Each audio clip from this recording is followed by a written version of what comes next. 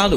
అసలు నందీశ్వరుని యొక్క అనుమతి లేకుండా శివాలయంలో శివదర్శనం చేశారనుకోండి, దాన్ని శంకరుడు అంగీకరించాడు.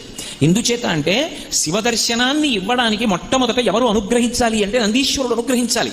ఎక్కడి నుంచి వచ్చింది నందికా శక్తి శివపరివారంలో అంటే శిలాదుడు అని ఒక మహర్షి, ఆయన మహానుభావుడు.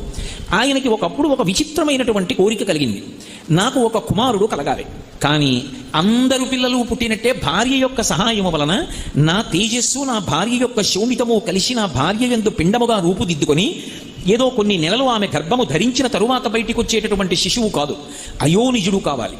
స్త్రీ గర్భము నుండి బయటికి రానివాడయ్యి ఉండాలి, అయోనిజుడు కావాలి. 2, ఆ పిల్లవాడికి మరణం ఉండకూడదు, ఇక పిల్లవాడు శరీరం అన్నది విడిచిపెట్టకూడదు. 3, వాడు పరమశివుడితో సమానమైనటువంటి స్థాయిని పొంది ఉండాలి అనుగ్రహంలో. వాడు ఆజ్ఞాపించడంలో కానీ అనుగ్రహించడంలో కానీ రూపంలో కానీ ముమ్మూర్తుల శంకరుడు ఎలా ఉంటాడో అలా ఉండాలి. నాకు అటువంటి కొడుకు కావాలి.